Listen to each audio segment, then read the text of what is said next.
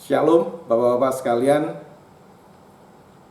Pada kesempatan kali ini kita akan melanjutkan pelajaran sekolah minggu kita, dan kita sampai pada pelajaran 10 kuartal 3 tahun 2020 dengan judul Menghasilkan Murid yang Andal.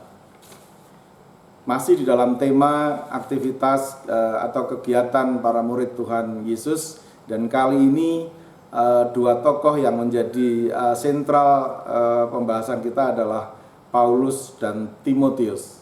Saya berharap ini akan menjadikan dasar kita untuk dapat mempelajari bagaimana hubungan antara guru dan murid, kemudian peran kita sebagai murid Tuhan Yesus Kristus di masa kini di dalam mengemban tugas pemuridan di lingkungan kita.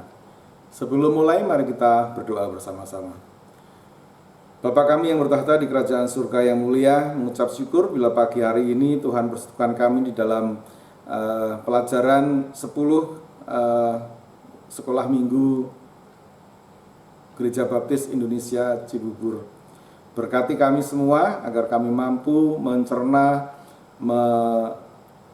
menangkap apa yang Tuhan firmankan, Tuhan ajarkan kepada kami melalui pelajaran nomor 10 ini. Sehingga kami akan menjadi murid-murid yang berguna di dalam pengembangan kerajaan Tuhan melalui kegiatan Gereja Baptis Indonesia Cibubur. Dalam nama Tuhan Yesus kami berdoa dan mengucap syukur. Amin. Bapak-bapak sekalian, di dalam pelajaran 10 ini kita melihat bagaimana hubungan antara Paulus dan Timotius yang masing-masing berperan sebagai guru dan murid. Kita sudah tahu ceritanya. Timotius menjadi murid yang dapat diandalkan di dalam melayani Tuhan karena dia mengikuti apa yang menjadi ajaran-ajaran yang telah diberikan oleh Paulus sejak dia mengaku Tuhan Yesus sebagai juru selamat.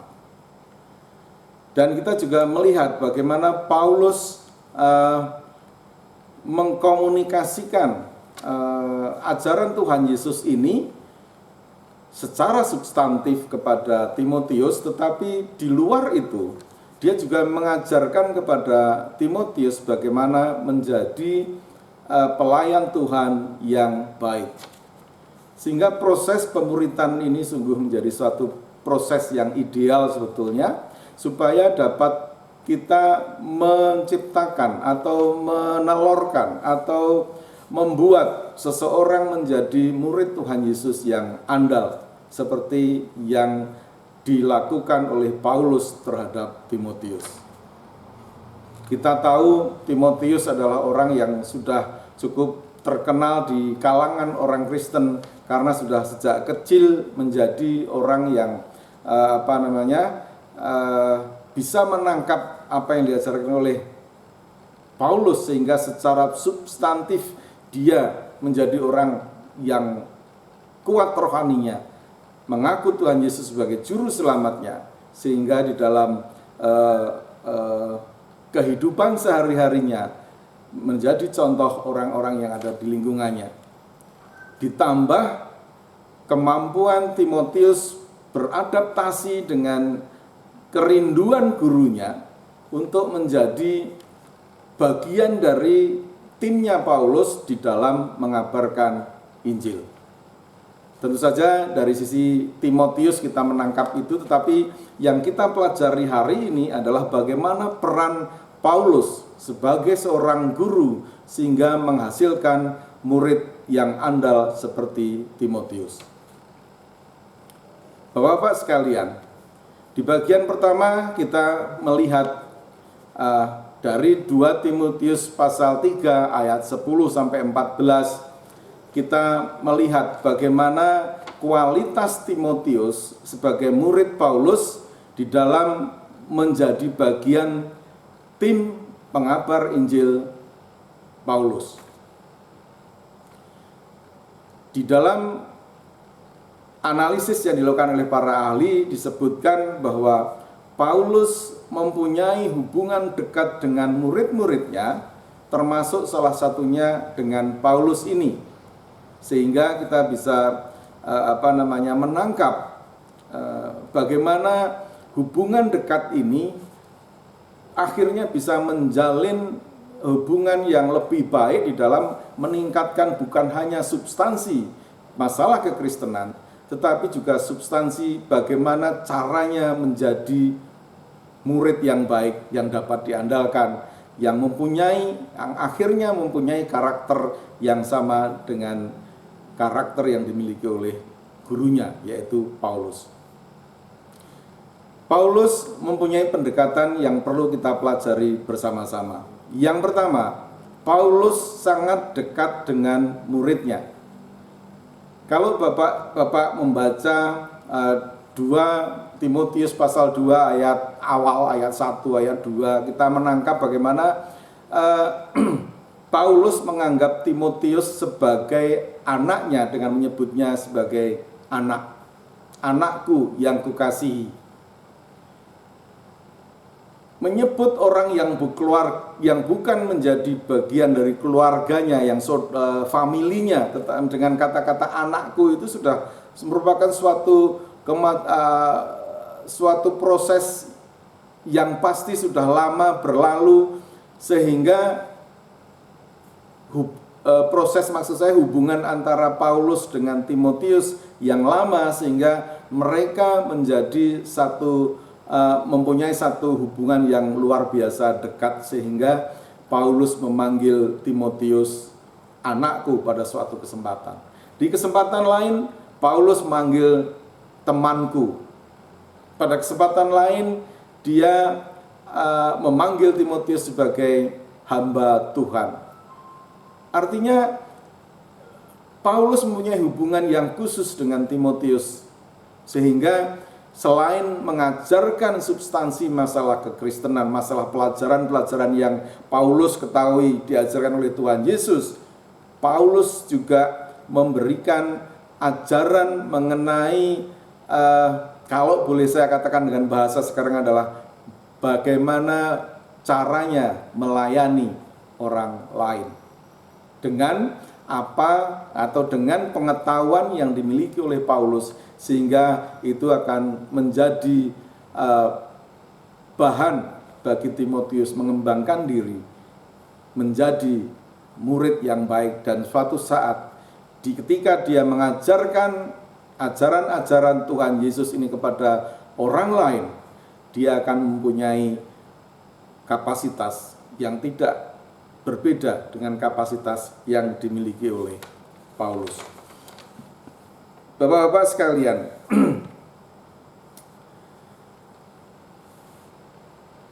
Paulus yang sungguh menjadi utusan Tuhan di dalam menyebarkan kabar baik ini setelah Tuhan Yesus wafat dan bangkit, menjadi satu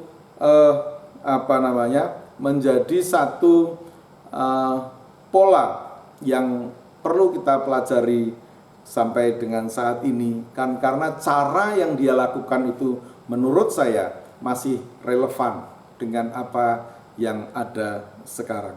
Ketika Bapak Ibu sekalian berperan sebagai seorang guru, entah itu guru sekolah minggu, orang tua atau kakek atau nenek yang mengajari kepada anak-anak dan cucu-cucunya, harus memiliki sebuah pola seperti yang dimiliki oleh Paulus, mempunyai hubungan yang dekat dengan murid-murid itu, dengan orang-orang yang diberi pelajaran itu. Karena bagaimanapun juga murid-murid ini pasti akan melihat gurunya berperilaku seperti apa di dalam hubungannya dengan Tuhan. Tidak hanya sekedar membaca teks buku pelajaran ini, tetapi di dalam kehidupan sehari-hari. Karena di dalam pengajaran yang dilakukan oleh Paulus kepada Timotius ini, saya menangkap ada satu hal yang diam-diam pasti akan diserap oleh Timotius ketika Paulus mengajar, yaitu karakternya. Itu yang pertama. Kemudian yang kedua, ketika anak yang dibimbingnya atau murid yang dibimbingnya sudah menangkap substansi yang diajarkannya, maka dia akan terus memonitor, terus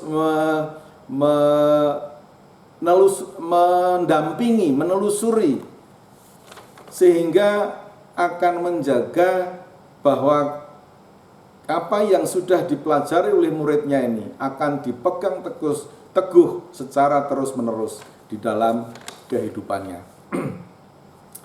Dan ketika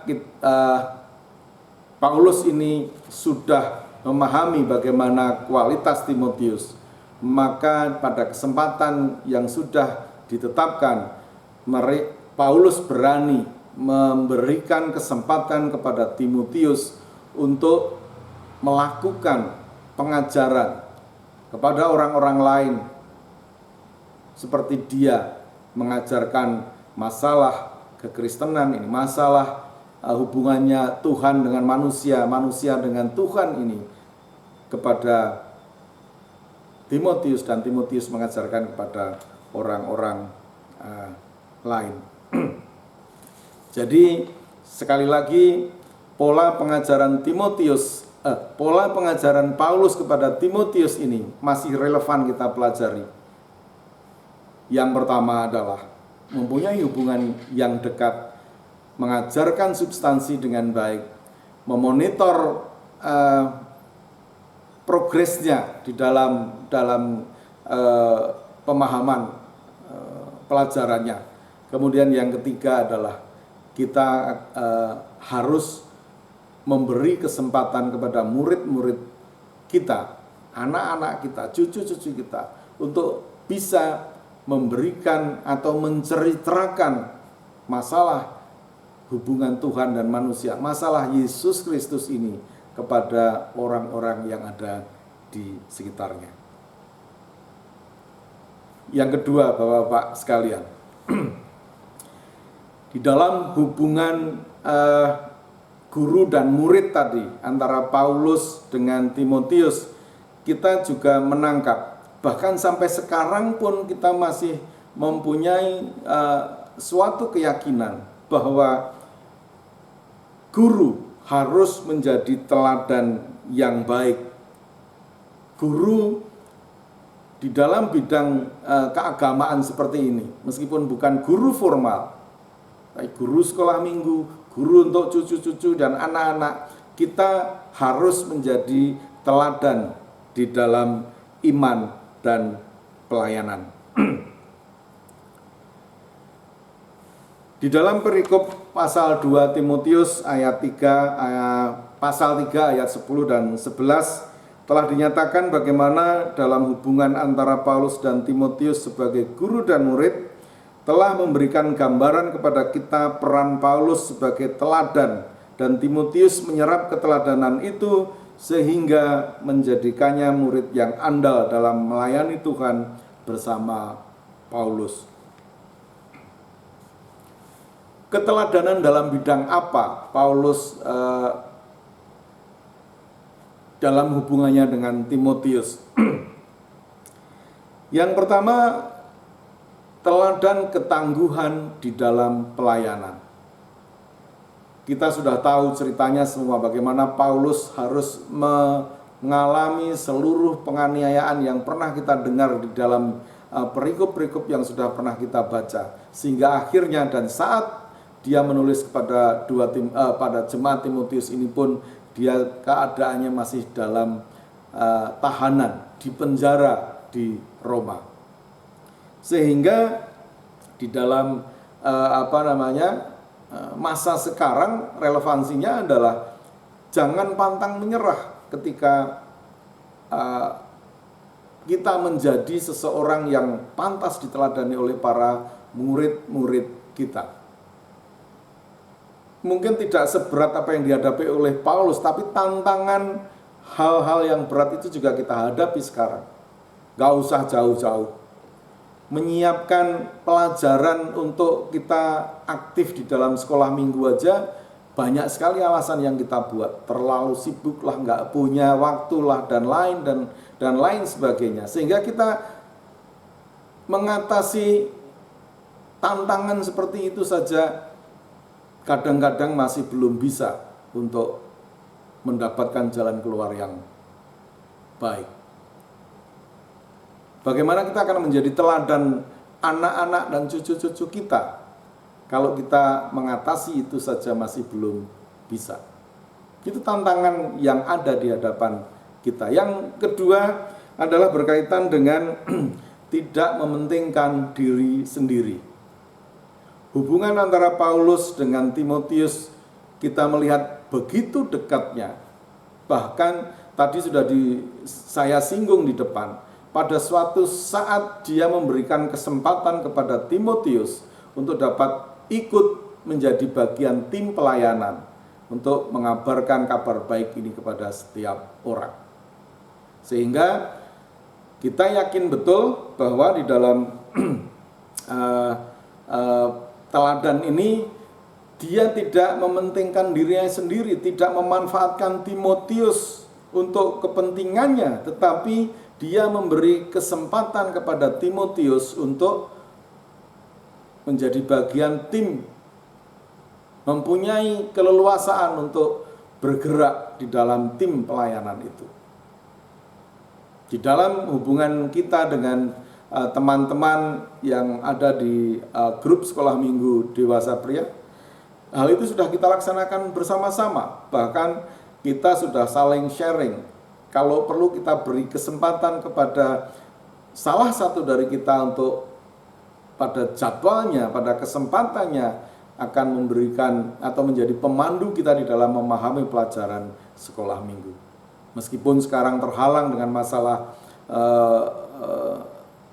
kesempatan untuk bertatap muka, tetapi kita mengingat masa-masa yang lalu, bahwa di dalam persekutuan, entah itu sekolah minggu atau persekutuan PBI kalau boleh saya sebut forum yang lain, demikian juga jam doa, bagaimana gereja ini memberi kesempatan kepada setiap orang untuk bisa melayani Tuhan dengan kemampuannya. Kemudian teladan yang berikutnya berkaitan dengan rela menderita. Dalam arti sudah saya sebutkan di atas, karena memegang prinsip yang kuat berkaitan dengan hubungannya dengan Tuhan, dia rela di penjara. Kita mungkin tidak perlu sampai seperti itu. Yang kita hadapi tidak sama dengan yang dihadapi Paulus pada waktu itu. Tetapi kita harus memiliki rasa rela menderita. Banyak penderitaan sekedarnya yang mungkin tidak besar, tetapi perlu menjadi perhatian kita. Kehilangan waktu untuk mencari uang, kehilangan waktu untuk acara keluarga, itu suatu hal yang mungkin tidak terlihat, tapi merupakan suatu penderitaan yang oleh orang-orang tertentu akan dialaminya ketika memilih harus melayani Tuhan atau meninggalkan hal-hal yang saya sebutkan di depan tadi. Yang keempat, cara hidup yang bersahaja. Saya tidak tahu bagaimana kehidupan Paulus secara gamblang bisa saya jelaskan, tetapi saya menangkap bahwa Paulus itu tidak punya rumah dan tidak punya penghasilan yang tetap, tetapi dia sungguh mempercayakan hidupnya kepada Tuhan. Zaman sekarang mungkin itu nggak relevan bagi kita. Sebagai bapak, sebagai pimpinan rumah tangga, kita harus memiliki penghasilan.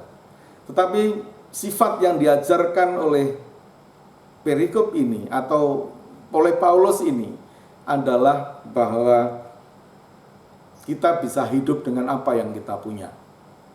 Berkat yang sudah Tuhan berikan kepada kita sudah tidak terhitung banyaknya. Dan saatnya ketika kita diminta untuk menjadi bagian dari pelayanan, untuk diminta berperan menjadi bagian dari sebuah pelayanan melalui gereja ini, kita seharusnya siap untuk menjawab ya. Bapak sekalian, sebagai orang Kristen yang memiliki kedewasaan rohani, kita juga memiliki kelebihan dan memiliki keberanian untuk menjadi lebih dewasa dan cakap dalam menjalani hidup sebagai murid Tuhan Yesus. Bapak-bapak sekalian, hal ketiga yang perlu menjadi pelajaran, yang perlu kita pelajari dari apa yang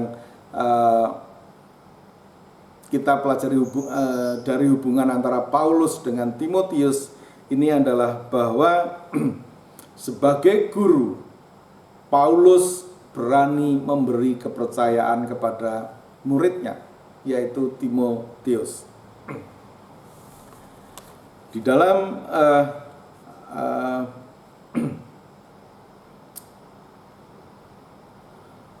hubungan murid dengan gurunya tadi, Timotius dinyatakan atau diakui sendiri oleh Paulus dalam 2 Timotius 2 ayat 12 sampai 14 demikian. Dalam hubungan guru dan murid, Paulus berhasil menjadikan Timotius orang yang kuat dalam iman, cakap, tangguh sehingga menang menghadapi kesukaran, penderitaan dan aniaya.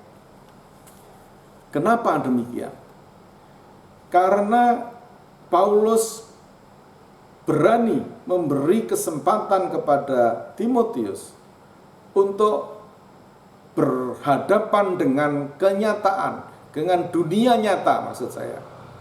Dengan dunia nyata menghadapi orang-orang yang harus diberitahu berkaitan dengan kabar baik yang datang dari Tuhan Yesus atau yang berkenaan dengan Tuhan Yesus, yang pada saat itu pasti sangat berlawanan dengan apa yang dipercayai oleh orang-orang Yahudi pada saat itu. Tantangan yang sama dihadapi oleh kita semua pada saat ini ketika kita ingin mengabarkan Injil. Situasi kita sebagai golongan minoritas saja kadang-kadang sudah membatasi kita untuk kita berani keluar memberitakan itu.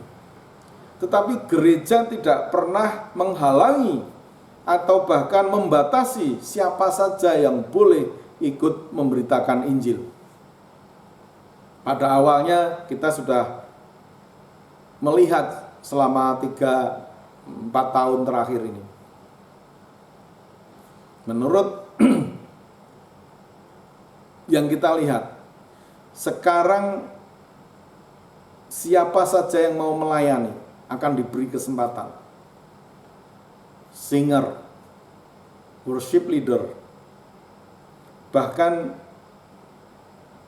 pembawa firman ketika jam doa. Kita lihat sudah lebih banyak orang yang berperan di dalam kegiatan itu. Keberanian gembala sidang kita, keberanian gereja memberikan kesempatan ini, saya yakin akan mengubah pola pikir bapak-bapak sekalian. Kadang-kadang pasti, atau sekarang mungkin muncul pikiran, jangan-jangan minggu depan saya yang renungan. Sehingga kita mempunyai semangat untuk menyiapkan diri. Sangat beruntung, gembala sidang kita sangat bijaksana. Tugas renungan diberikan beberapa hari atau bahkan seminggu 2 minggu sebelumnya, sehingga kita mampu menyiapkan renungan kita supaya kita sempat berkonsultasi dengan pendeta agar pelajaran yang kita sampaikan akan tetap mengacu kepada ajaran Tuhan Yesus dan tidak menyimpang dari sana.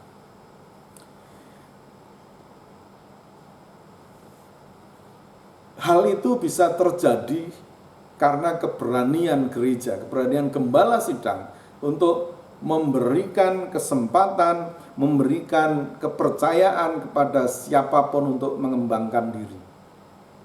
Saya yakin kalau bapak-bapak yang sering atau beberapa kali diberi tugas renungan, mempunyai semangat untuk belajar Alkitab, belajar membaca mungkin melalui Google dan lain sebagainya mengenai suatu topik, bagaimana cara mengembangkannya sehingga menjadi sebuah renungan yang tersusun dengan rapi, dari A sampai Z mengalir dengan baik, sehingga secara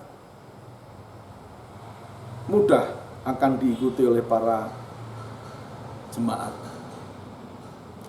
Jadi bapak-bapak sekalian, itulah 3 hal yang diajarkan oleh Paulus kepada kita melalui perikop yang kita pelajari tadi, berkenaan dengan hubungan antara Paulus dengan Timotius, guru dan murid, sehingga menghasilkan seorang murid yang andal di dalam pelayanan. Saya berharap entah kita sebagai murid ataupun sebagai guru, kita bisa memerankan dua-duanya. Bapak-bapak, sebagai bahan penerapan, mungkin bapak-bapak bisa menyebutkan kekuatan yang bapak-bapak miliki ketika berperan sebagai seorang guru. Entah di mana, di rumah, kepada anak-anak, kepada cucu-cucu. Apa kekuatan bapak di dalam peran bapak sebagai seorang guru? Apakah sudah mempunyai karakter seperti yang dimiliki oleh Paulus tadi? Yang kedua, kalau kita berperan sebagai seorang murid, apakah kita juga sudah mempunyai karakter seperti Timotius yang menjadi murid Paulus? Apakah bapak-bapak mempunyai atau bisa menyebutkan karakter guru bapak, entah siapa itu, gembala sidangkah atau siapapun yang bapak anggap sebagai guru, karakter baik yang bapak catat dari guru-guru tersebut. Di dalam buku kita di sini diminta kita untuk sisi-sisi positif dari pendeta saya. Kan gembala sidang berarti.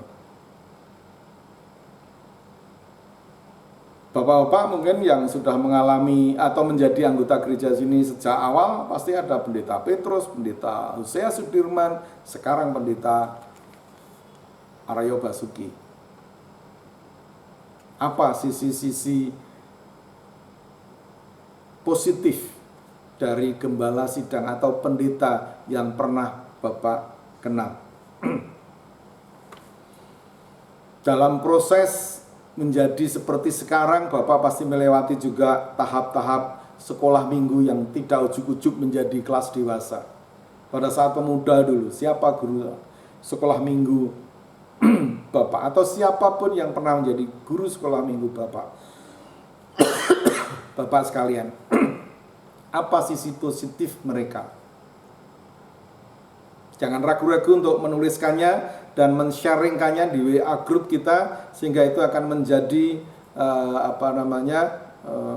berkat bagi semua yang membaca di grup sekolah minggu dewasa pria. Kalau ada pertanyaan, ada tanggapan, silakan jangan ragu-ragu juga untuk menulisnya di sana, sehingga kita akan saling berkomunikasi meskipun kita tidak bertatap muka seperti yang belum seperti sebelumnya. Demikian Bapak-bapak sekalian, pelajaran sekolah minggu dewasa pria nomor 10 tahun 2020 kuartal yang ketiga. Semoga bermanfaat, Semoga berguna bagi kita semua sehingga kita akan menjadi semakin semangat untuk melayani Tuhan. Mari kita berdoa. Bapa di surga, mengucap syukur bila kami sudah Tuhan beri kesempatan untuk belajar bersama-sama mengenai hubungan antara guru dan murid dengan meneladani hubungan antara Paulus dan Timotius. Kiranya di masa yang akan datang kami akan mampu menjadi guru ataupun menjadi murid di dalam kehidupan kami sebagai murid-murid Tuhan Yesus di Gereja Baptis Indonesia Cibubur.